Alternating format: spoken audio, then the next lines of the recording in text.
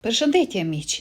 Imagjinoni, dy trupa të vegjël të bashkuar në stomak duke ndarë një veshkë dhe pjesë të mëlçisë. 18 vjet më parë, Kendra dhe Amalia Heron, binjake të bashkuara, kishin të gjithë botën me sytë nga salla e operacionit. Një operacion që mund të jepte një jetë të ndarë, por që ishte gjithashtu një rrezik kolosal. Ajo ditë nuk ishte fundi, ishte vetëm fillimi i një udhëtimi që do t'i formësonte ato përgjithmonë. Nga dilema etike deri tek zemra e Amalias që kërcënoi të ndalonte në mes të procedurës dhe më pas vendimi i pabesueshëm i nënës. Kjo është një histori force, sakrificë dhe dashurie motërore. Mos e humbisni. Korridori i spitalit ishte i heshtur, por pesha e momentit ndjehej nga të gjithë. Brenda sallës së operacionit, doktoresh Rebecca Meir qëndronte mbi dy trupa të vegjël të shtrirë krah për krah, duart e saj të qëndrueshme ndërsa merrte veglat e saj. Kjo nuk ishte thjesht një procedurë tjetër, ishte një shans për të dhënë dy motrave jetë të ndara. Kendra dhe Amalia, vetëm 4 vjeçe, kishin pritur për këtë moment që nga lindja. Të bashkuara në stomak duke ndarë një veshkë dhe pjesë të mëlçisë së tyre, ato tashmë kishin thyer parashikimet duke mbijetuar. Tani vinte pyetja: a mund t'ia dilnin të ndara? Muaj para operacionit, prindërit e tyre, Aaron dhe Jake, e gjetën veten në qendër të një debati të vështirë mjekësor dhe etik. Së bashku me mjekët dhe etikologët si nga SBA-t ashtu edhe nga Evropa, ata u përleshën me një pyetje dërmuese: a duhet të ndaheshin vajzat fare? Takim pas takimi, Aaron dhe Jake rinin me zemra të rënda, duke dëgjuar ndërsa ekspertët ofronin opinione konfliktuoze, secili me pasoja jetë ndryshuese për vajzat e tyre. Aaron ende mbante bezdin e fjalëve të ashpra të një mjeku në fillim të shtatzanisë. Njëri kishte sugjeruar troç që ta ndërprisnin fare. Ai na tha se gjithçka poshtë krahrorit të tyre ishte thjesht si pure, kujtoi ajo me zë të dridhur. Ai tha se ato nuk do të kishin organe për të mbijetuar jashtë meje. Megjithatë, gjithçka ndryshoi për Aaron gjatë një rezonance magnetike. Për herë të parë, ajo pa qartë fytyrat e vajzave të saj. U dashurova menjëherë, tha ajo me zë të ulët e me lotë në sy. E dija atëherë se do të bëje gjithçka për t'u dhënë atyre një shans për jetën, edhe nëse do të thoshte të rrezikoja timën. Ndërsa argumentet vazhdonin rreth tyre, Aaron dhe Jake u mbështetën tek njëri tjetri për forcë. Nata të gjata kaluan duke kërkuar përgjigje, duke imagjinuar se çfarë mund të nënkuptonte një jetë e ndarë për vajzat e tyre. Ndërkohë Kendra dhe Amalia, të pavetëdijshme për stuhin, vazhdonin të rriteshin më të forta duke provuar se të gjithë kishin gabuar me çdo ditë që kalonte. Më në fund, pas muajsh mendimesh të mundimshme, prindërit e tyre bën zgjedhjen. Operacioni ishte shansi më i mirë i vajzave të tyre për pavarësi. Me shpresë në zemër dhe guxim në hapat e tyre, Aaron dhe Jake u përgatitën për udhëtimin përpara, duke u mbajtur fort pas dashurisë që i kishte sjellë deri këtu. Ndërsa doktor Meir filloi operacionin, Aaron dhe Jake prisnin në një dhomë të qetë aty pranë, me zemra që u rrihnin fort. Ata rinin afër njëri tjetrit, duart të kyçura fort, vetëm duke shpresuar që vajzat e tyre të vogla të ishin mirë. Ato janë luftëtare, përshpriti Jake, duke përpjekur të qëndronte i fortë. Kanë arritur deri këtu. Aaron tundi kokën në heshtje, duke shtrënguar arushin e preferuar të binjakeve. Ajo nuk mund të ndalonte së menduari se sa shumë ishte gati të ndryshonte për të gjithë ata. Brenda sallës së operacionit gjërat morën një kthesë të papritur. Një nga monitorët filloi të bënte bip me zë të lartë. Rrahjet e zemrës së Amalias po rriten me shpejtësi, thiri një infermiere, zëri i tensionuar. Doktor Meir qëndroi e qetë, por u lëviz më shpejt. Ajo e dinte se duhej të vepronte shpejt për të shpëtuar të dyja vajzat. Ajo nuk do t'i zhgënjente. Këto motra tashmë kishin kapërcyer kaq shumë vetëm për të qenë këtu. Ndërkohë jashtë spitalit, gazetarët me kamera qëndronin pranë, duke pritur për ndonjë lajm. Bota po shikonte, duke shpresuar për më të mirën. Pas orësh të gjata dhe raskapitëse, mjekët më në fund dolën për të folur me Aaron dhe Jake. Ajo duke e lodhur, por buzëqeshja e saj tha gjithçka. Vajzat tuaja janë ndarë dhe po bëjnë mirë, tha ajo. Brenda një qasti, Aaron dhe Jake ishin në krahë të njëri tjetrit, duke qarë lot gëzimit të pastër. Ëndra për të cilën kishin luftuar aq shumë ishte realizuar. Kendra dhe Malia ishin tani dy vajza të vogla, secila me nga një këmbë, por secila më në fund me vete. 6 javë më vonë, familja më në fund ishte në gjendje të shkonte në shtëpi. Shërimi ishte i vështirë. Fashat e secilës duhej të ndëroheshin 3 herë në javë, dhe kjo merrte 2 orë për fëmijë, ishte raskapitëse, por Aaron dhe Jake nuk u dorëzuan kurrë. Ata qëndruan të fokusuar, të vendosur dhe plot shpresë gjatë gjithë kohës. Megjithatë, kishte pengesa të reja për t'u përballur. Shërimi i Malias rezultoi më i komplikuar, për shkak se Kendra kishte mbajtur veshkën e përbashkët. Malia mbeti pa një veshkë. Ajo duhej të fillonte menjëherë dializën, ndërsa Aaron mori një vendim që do të ndryshonte gjithçka. Ajo zgjodhi të dhuronte një nga veshkët e saj. "Bëj gjithçka për vajzat e mia", tha ajo, duke qëndruar e fortë. Së bashku me dializën, Malia kishte nevojë për ushqim shtesë përmes një tubi ushqyes për të ndihmuar trupin e saj të shërohej. 3 herë në javë, ajo shkonte për dializë, sesione të gjata dhe raskapitëse që do të lodhnin këdo LRM një fëmijë të vogël. Por Malia përballej me çdo vizitë me guxim të qetë. Aaron dhe Jake ndëronin turne duke qëndruar pranë saj, duke ofruar përqafime, fjalë qetësuese dhe mbështetje të butë gjatë çdo trajtimi. Sa do e vështirë të bëj, Malia nuk u dorëzua.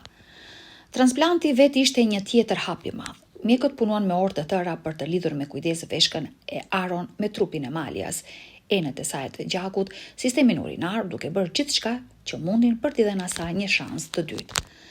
Pas operacionit, Malia qëndroi në spital për më shumë se një javë. Ekipi i kujdesit e vëzhgonte atë 24 orë në ditë, duke ndjekur çdo shifër, presionin e saj të gjakut, prodhimin e urinës, rezultatet laboratorike, duke vëzhguar për çdo shenjë problemi. Të gjithë mbanin frymën, duke shpresuar se veshka e saj e re do të mbahej dhe do të vazhdonte të funksiononte. Ndërsa gjendja e Malias filloi të stabilizohej dhe shfaqeshin shenja shërimi, mjekët filluan të përgatisnin gjithçka që ajo të shkonte në shtëpi. Ata kaluan kohë duke u treguar Aaronit dhe Jakeut si të kujdeseshin për veshkën e saj të re, duke i mësuar për ilaçet, vaktet speciale dhe nevojën për kontrolle të rregullta. Kur më në fund erdhi dita, ishte emocionuese dhe paksa e frikshme. Familja doli nga spitali duke mbajtur grafikët e ilaçeve, planet e ushqimit dhe një kalendar të mbushur me vizita pasuese. U ndje dërmuese, por ata më në fund po shkonin në shtëpi, dhe ky ishte fillimi i një kapitulli krejt të ri për familjen Heron. Tani që nuk ishin fizikisht të bashkuara, binjaket duhej të mësonin gjithçka nga e para, si të jetonin krah për krah, por të ndara. Në fillim ishte vërtet e vështirë. Kendra dhe Malia kishin kaluar çdo moment bashkë që nga lindja. Dhe tani ato flinin në krevate të ndara, duke i kuptuar gjërat vetë. Disa net njëra prej tyre zgjohej duke qarë, duke i munguar afërsia që kishin njohur gjithmonë. Aaron dhe Jake bën gjithçka që mundën për të ndihmuar. Ata rinin me vajzat, u lexonin histori përpara gjumit, këndonin butësisht dhe u kujtonin atyre se edhe pse nuk ishin më të bashkangjitura, ato ishin ende motra dhe i përkisnin ende njëra tjetrës. Ndërsa vitet kalonin, udhëtimi mjekësor vazhdoi. Gjatë 6 muajve të dyja vajzat duhej t'i nënshtroheshin operacionit për të ndihmuar në drejtimin e shtyllës kurrizore, e cila ishte e rëndësishme për një rritje të shëndetshme. Këto procedura ishin të vështira, por Kendra dhe Malia i përballuan ato me forcë të qetë. Terapia fizike u bë pjesë e jetës së tyre të përditshme. Ishte punë e vështirë dhe ndonjëherë dhimbshme, por ato vazhduan, duke brohëritur njëra tjetrën, duke e ngritur njëra tjetrën kur gjërat bëheshin të vështira. Një hap tjetër i madh erdhi kur ato filluan të mësonin të ecnin me paterica dhe proteza këmbësh. Nuk ishte e lehtë. Kishte rënje, zhgënjime dhe momente dyshimi. Por vajzat qëndronin të vendosura. Ato madje gjetën mënyra për ta bërë atë argëtuese, duke e kthyer terapinë në garra të vogla ose lojra qesharake. Dal nga dal, gjërat filluan të funksiononin. Ato u bën më të pavarura dhe me këtë besimi i tyre filloi të shkëlqej. Ndërsa forcoheshin, gëzimet e reja filluan të shfaqeshin në gjërat e vogla. Kendra i pëlqente që më në fund mund të rrotullohej në shtrat pa u shqetësuar se mos përplasej me motrën e saj. Malia ishte emocionuar që mund të përqafonte Aaron dhe Jake dhe të jepte përqafime të plota vetë për herë të parë ndonjëherë.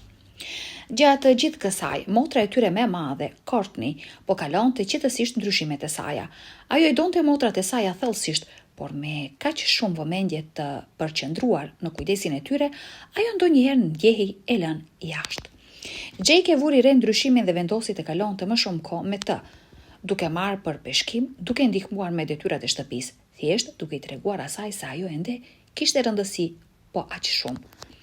Megjithatë, sfidat e reja erdhën në rrugën e tyre. Fillimi I shkollës ishte emocionues dhe nervoz për binjaket.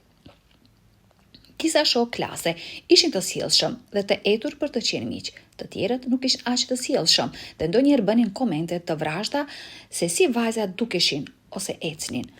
Por Kendra dhe Malia mësuan të qëndronin në këmbë për njëra tjetrën. Nëse dikush ngacmonte Malien, Kendra do të fliste. Nëse Kendra ndihej e trishtuar, Malia do të bënte një shaka për ta gëzuar. Me kalimin e kohës, fëmijët e tyre filluan të shikonin për te mënyrës se si lëviznin binjaket dhe pan se kush ishin ato vërtet. Thjesht Kendra dhe Malia, dy vajza qesharake dhe të sjellshme me një histori ndryshe nga e kujdo tjetër. Ndërsa rriteshin, personalitetet e tyre filluan të shkëlqenin në mënyra të ndryshme. Kendra zbuloi se kishte një talent të vërtet për artin. Ajo mund të kalonte orë të tëra duke vizatuar dhe pikturuar lule, kafsh dhe skena shumë ngjyreshe nga imagjinata e saj.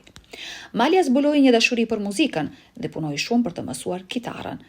Edhe pse të luante me njërin dorë, kërkonte përpjekje shtesë. Vëllezërit e tyre më të vegjël, Austin dhe Justin, të lindur pas operacionit, absolutisht I shikonin me admirim motrat e tyre të mëdha. Ata I luteshin Kendrës për vizatime dhe kërcenin rreth e rrotull, ndërsa Malia u lunte këngë në shtëpi. Por jeta nuk ishte gjithmonë e qetë. Vajzat ende duhej të bënin vizita të shpeshta te mjeku për kontrolle dhe ndonjëherë edhe më shumë operacione. Çdo udhëtim, kthim në spital, sillte kujtime të operacionit të gjatë dhe të vështirë që I kishte ndarë. Pastaj një ditë, Malia u sëmur shumë. Trupi I saj filloi të kishte probleme me veshkën që kishte dhuruar Aaron. Ajo u ushtrua në spital përsëri dhe këtë herë ajo duhej të qëndronte për një kohë mjaft më të gjatë. Kendra ishte e shqetësuar dhe I mungonte motra e saj thellësisht. Gjatë atyre javëve të vështira, Courtney ndërhyri për të ndihmuar në një mënyrë të madhe. Ajo vizatonte Malian shpesh duke I sjellë librat e saj të preferuara dhe duke e bërë të qeshte me histori nga shkolla. Në shtëpi ajo ndihmoi në kujdesin për Austin dhe Justin, duke I dhënë Aaronit dhe Jakeut mundësinë për të kaluar më shumë kohë në spital. Më në fund, pas shumë ditësh të gjata, shëndeti I Malias filloi të përmirësohej. Kur ajo ishte mjaft mirë për të ardhur në shtëpi, e gjithë familja bëri një festë të vogël. Ata kishin tortë, luanin lojra dhe thjesht thithnin gëzimin e të qenit përsëri bashk. Ndërsa vitet rodhen, Kendra dhe Malia vazhduan të ecnin përpara.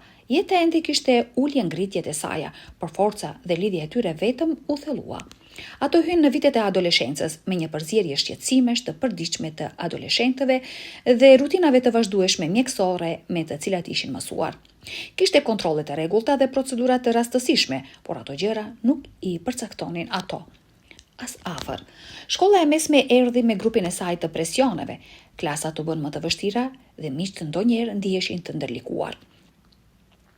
Kendra dhe Malia shpesh e gjenin veten duke u dashur të shpjegonin të kaluarën e tyre, shokëve të klasës kurishtar.